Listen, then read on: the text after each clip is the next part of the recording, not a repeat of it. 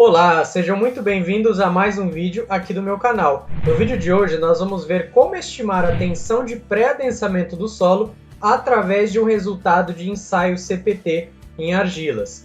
Em vídeos anteriores nós vimos como estimar essa tensão de pré-adensamento através dos métodos de Casagrande e de Pacheco Silva, só que para isso nós utilizamos um gráfico tirado de um ensaio de adensamento, que é um ensaio de compressão endométrica.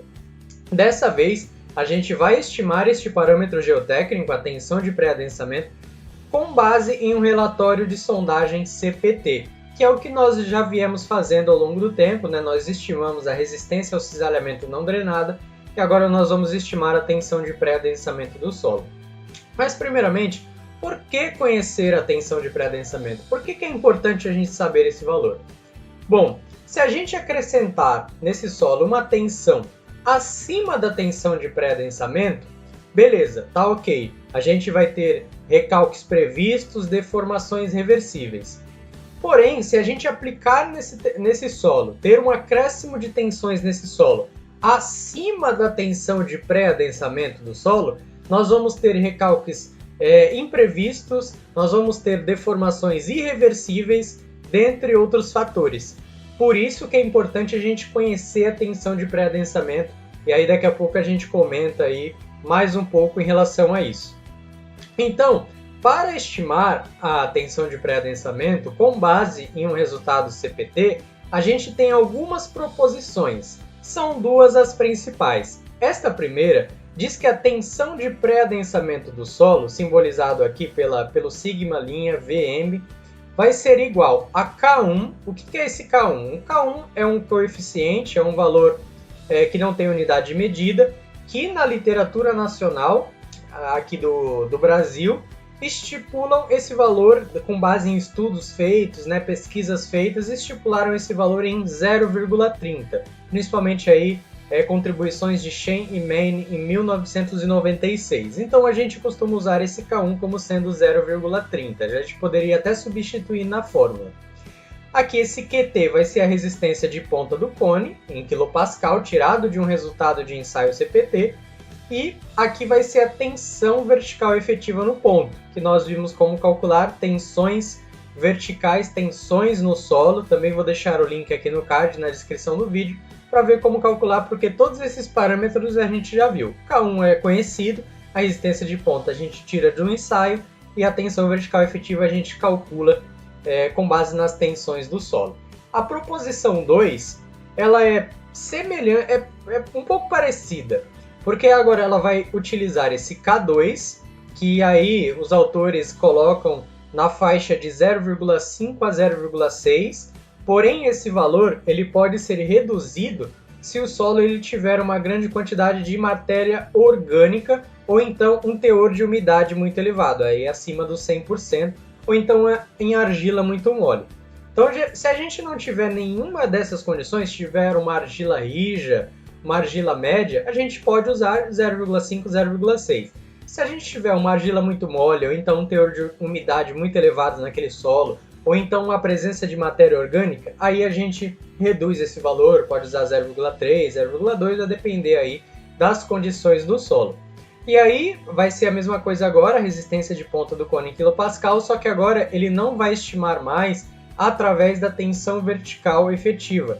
Vai estimar através da poropressão no ponto, em kPa, que também nós vemos como calcular essa poropressão lá no cálculo de tensões no solo. Essa poropressão nada mais é do que a pressão da água, ou também chamada de pressão neutra. Tanto faz, poropressão, tensão da água, pressão neutra, é a mesma coisa. Então, o U é mais simbolizado aqui, é mais representativo por poropressão. E aí, nós temos um resultado aqui que nós fizemos de tensões no solo, os cálculos que nós fizemos nas tensões no solo, como eu falei, já deixei o link aqui no card, na descrição de como chegar nesses valores, né, de como realizar o cálculo de tensões no solo. E nós vamos, assim como nós estimamos no vídeo anterior, a resistência ao cisalhamento não drenada deste solo a uma profundidade de 2,80 metros, exatamente aqui no ponto B, nós vamos estimar a tensão de pré-adensamento do solo exatamente neste ponto B, aqui a 2,80 m, em que nós temos uma tensão total de 47,60 kN por metro quadrado, que é a mesma coisa que em kilopascal, certo? Então vai ser 47,60 kPa. A tensão neutra, a poropressão vai ser zero, por quê? Porque no ponto B nós não temos água ainda. O nível d'água ele começa a partir dele, né? Então é daqui para baixo. Então acima do ponto B nós não temos água. Então a tensão da água, a pressão da água vai ser nula, vai ser zero. A tensão efetiva, que é o que interessa lá na proposição 1, vai ser a tensão efetiva é a tensão total, que é de 47,60, menos a poropressão. Neste caso a poropressão é zero, então a tensão efetiva vai ser igual à tensão total de 47,60. Então vamos estimar aqui a tensão de pré-adensamento aqui neste ponto B. Só que é interessante a gente comentar a seguinte situação. Qual proposição a gente vai escolher? A proposição 1 ou a proposição 2? Veja que na proposição 1 eu tenho aqui o K1, a resistência de ponta do cone e a tensão vertical efetiva. Já na proposição 2 eu tenho o K2, a resistência de ponta do cone e a poropressão.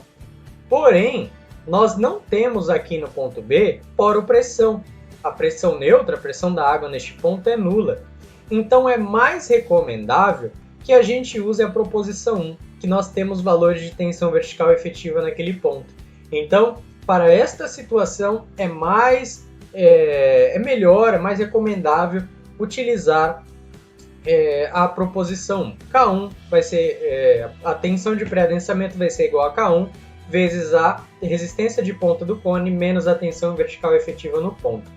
E aí, nós pegamos aqui, assim como nós vimos no vídeo passado também, a resistência de ponta do cone, que é esta primeira coluna aqui, essa segunda aqui é a resistência por atrito lateral.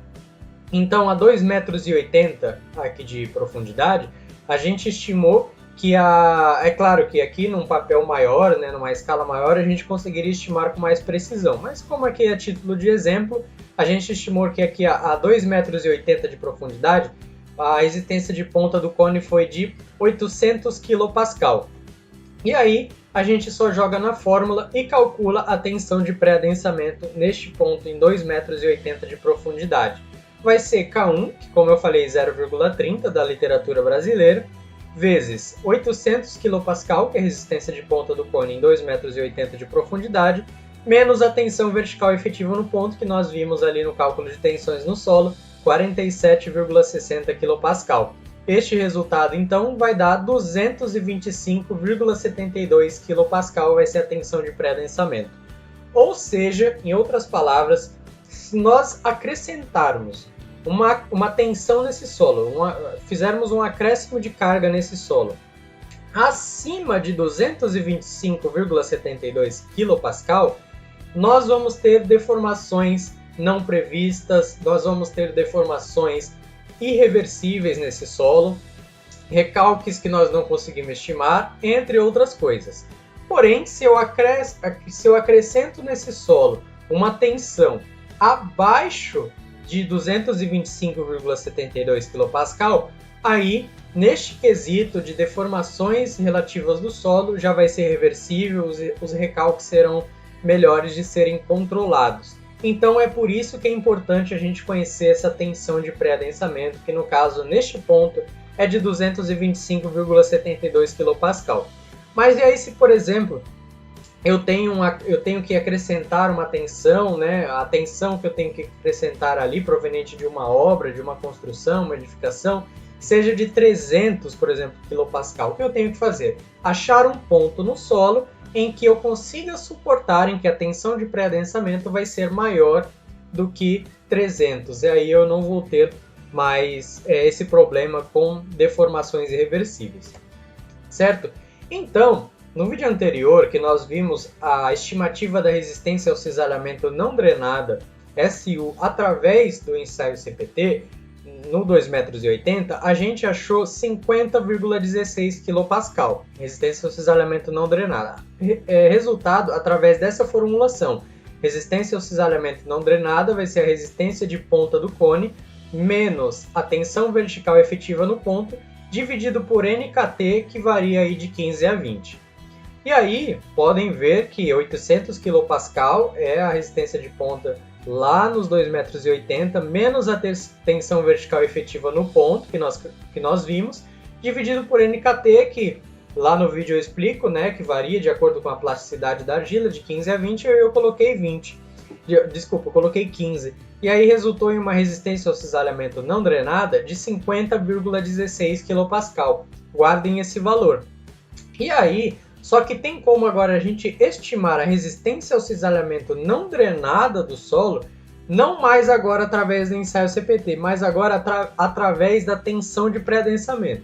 Na verdade, a gente estimou a tensão de pré-adensamento com base no resultado de ensaio CPT, né? Mas não, agora a gente vai estimar a resistência ao cisalhamento não drenado, não diretamente como a gente fez no vídeo anterior. Agora com base no resultado da tensão de pré-adensamento que nós temos. Então nós temos a seguinte proposição. A resistência ao cisalhamento não drenado vai ser 22% da tensão de pré-adensamento, que nada mais é do que multiplicar a tensão de pré-adensamento por 0,22. Então nós temos uma tensão de pré-adensamento de 225,72 kPa, que foi o que a gente encontrou, multiplicamos por 0,22 e a gente acha uma resistência ao cisalhamento não drenada de 49,66 kPa. Para vocês verem aí como é bem próximo, né? A gente estimou através desta formulação, né? Sem conhecer a tensão de pré-adensamento antes, a gente chegou nesse valor. Agora, conhecendo a tensão de pré-adensamento, a gente chegou nesse valor. São parâmetros ali bem próximos. Tá, mas e agora? A gente já viu resistência ao cisalhamento não drenada, tensão de pré-adensamento, mas e aí? O solo é pré-adensado ou não? E aí a gente tem a seguinte situação. Se a resistência ao cisalhamento não drenada estimada através da tensão de pré-adensamento, que foi isso aqui que a gente fez, não através do ensaio CPT que a gente viu no vídeo passado, não este resultado, mas agora este aqui, resistência ao cisalhamento não drenada através da tensão de pré-adensamento, deu 49,66 kPa. Dividido pela tensão vertical efetiva no ponto, que é de 47,60, lembram? Se este valor der inferior a 0,25, que é um valor aí bem conservador, se tiver inferior a ele, vai corresponder a um solo em adensamento ainda, então não é um solo pré-adensado. Porém, se resultar em um valor superior a 0,25, vai indicar que o solo é pré-adensado. Então, nós pegamos aqui e vemos se nesta situação que nós fizemos, se neste cálculo que nós fizemos, o solo em 2,80 m ali é pré-adensado ou não.